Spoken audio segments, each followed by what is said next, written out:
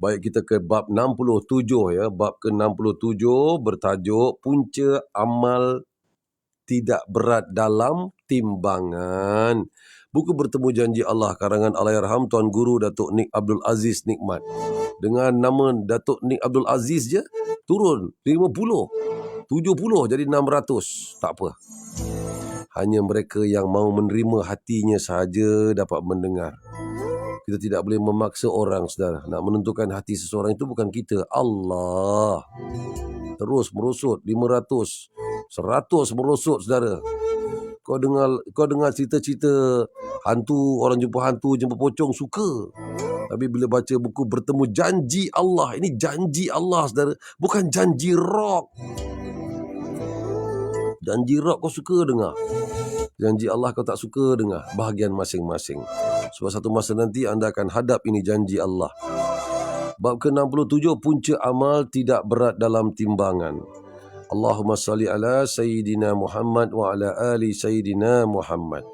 Allah Subhanahu wa ta'ala hanya menilai amal yang berkualiti, iaitu atas dasar iman dan juga ikhlas kerananya. Ada dalam kalangan manusia yang merasa optimis tentang timbangan amal mereka, kerana mereka merasa sudah banyak melakukan amal kebajikan. Tetapi apabila mereka tiba di hari timbangan amal, mereka terkejut kerana mendapati segala amal mereka langsung tidak berat dalam timbangan. Adanya seperti tiada. Firman Allah Subhanahu wa ta'ala yang bermaksud, katakanlah, mahukah kami kabarkan kepada kamu akan orang-orang yang rugi amal-amal perbuatannya. Orang yang sia-sia usahanya dalam kehidupan di dunia ini, sedang mereka menyangka bahawa mereka sentiasa betul pada apa yang mereka lakukan. Surah Al-Kahfi ayat 103 hingga 104. Mengapakah amal mereka menjadi sia-sia di sisi Tuhan, sedangkan mereka menyangka telah melakukan apa yang diperintah, iaitu kerja-kerja kebaikan atau amal yang dianggapnya baik? Tidak lain, ia disebabkan segala amal mereka tidak berlandaskan kepada akidah yang benar serta tidak ikhlas kepada Allah Subhanahu wa ta'ala. Mereka adalah golongan yang tidak percaya ataupun menolak ayat-ayat Allah serta ingkar terhadap pertemuan dengan Allah di hari akhirat dan hari perhitungan segala amal. Dengan sebab itu, amal mereka walau sebanyak mana pun tidak akan dinilai oleh Allah Subhanahu wa ta'ala, bahkan ia hanya sia-sia sahaja. Sebagaimana firman Allah Subhanahu wa ta'ala yang bermaksud, mereka orang-orang yang ingkar akan ayat-ayat Tuhan mereka dan pertemuan dengannya, maka gugurlah amal-amal mereka. Maka kami tidak akan memberi timbangan untuk menilai amal mereka pada hari kiamat kelak. Surah Al-Kahfi ayat 105. Allah Subhanahu wa ta'ala hanya menilai amal yang berkualiti, iaitu atas dasar iman dan juga ikhlas kerananya. Amal yang banyak tidak boleh dijadikan ukuran sekiranya amal itu tidak bermutu. Allah Subhanahu wa ta'ala mengetahui mutu amal seseorang. Jika Allah tidak perlu mengadakan sebarang penilaian terhadap amal seseorang, bererti amal itu tidak mempunyai mutu piawaian sebagaimana yang digariskan olehnya. Mutu amal seseorang mesti berada di atas landasan akidah yang benar serta ikhlas kepada Allah Subhanahu wa ta'ala. Selain itu, Allah Subhanahu wa ta'ala mengadakan hari ataupun waktu-waktu yang berkualiti atau berfadilat. Orang mukmin yang menitik beratkan nilai ibadah mereka sudah pasti tidak mengabaikan datangnya saat-saat berharga itu. Misalnya, malam Lailatul Qadar, suatu malam yang mempunyai nilai 1000 bulan. Orang yang inginkan keuntungan akhirat yang besar tidak akan melepaskan peluang ini. Mereka pasti berebut peluang atau keutamaan sebagaimana manusia tidak ingin terlepas peluang mendapatkan keuntungan besar dalam perniagaan mereka di dunia. Begitu juga hari Jumaat yang dikelar Sayyidul Ayyam, iaitu penghulu segala hari. Allah Subhanahu wa Ta'ala menyediakan pahala yang berlipat ganda kepada mereka yang bangun pada waktu malamnya.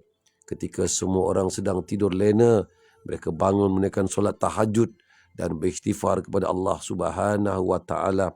Esoknya mereka bersiap-siap menyambut fardu Jumaat dan berselawat ke atas Rasulullah sallallahu alaihi wasallam kerana fadilat yang Allah Subhanahu wa Ta'ala kurniakan amat besar pada hari itu. Beramal banyak sememangnya baik jika ia berkualiti. Apa yang perlu dititik beratkan ialah mutu amalan itu walaupun sedikit. Umpamanya, orang mukmin sememangnya dituntut supaya menderma bagi memperjuangkan agama Allah, tidak kira hartawan ataupun sifat pekedana. Mereka pasti mampu melakukannya mengikut keupayaan masing-masing. Sepatutnya ia menjadi suatu program tetap walaupun hanya 10 sen dalam sebulan dengan penuh ikhlas. Jika menderma banyak dengan ikhlas sudah tentu lebih baik daripada menderma sikit yang ikhlas. Itulah amal yang menitik beratkan timbangan. Rasulullah sallallahu alaihi wasallam bersabda yang bermaksud akan datang pada hari kiamat seorang manusia yang gemuk tetapi tidak naik dalam timbangan amal walaupun seberat sayap nyamuk. Saya ulang sekali lagi. Rasulullah sallallahu alaihi wasallam bersabda yang bermaksud akan datang pada hari kiamat seorang manusia yang gemuk tetapi tidak naik timbangan amal mereka walaupun seberat sayap nyamuk.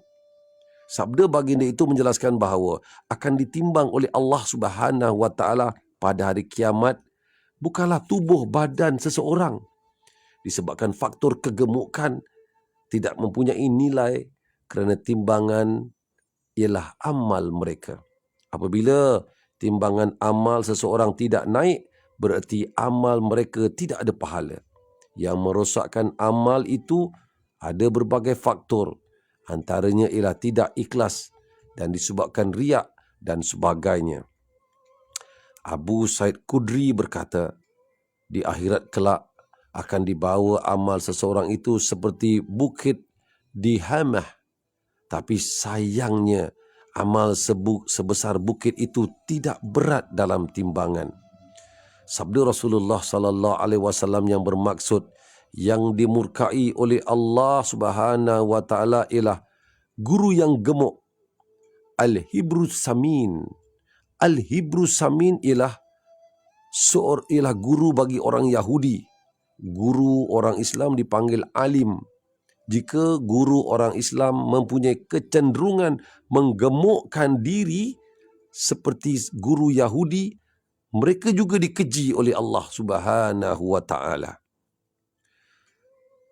Makan di sisi Islam bertujuan untuk memelihara kesihatan supaya tubuh kuat dan sehat itu boleh berbakti kepada Allah.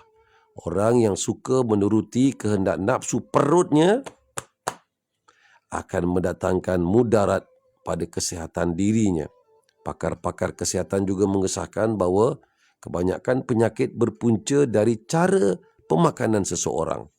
Lebih-lebih lagi, makanan yang terlalu banyak mengandungi kolesterol dan kandungan gula yang berlebihan menjadi faktor fenomena yang dikenali sebagai obesiti akibat nafsu makan mereka yang tidak terkawal.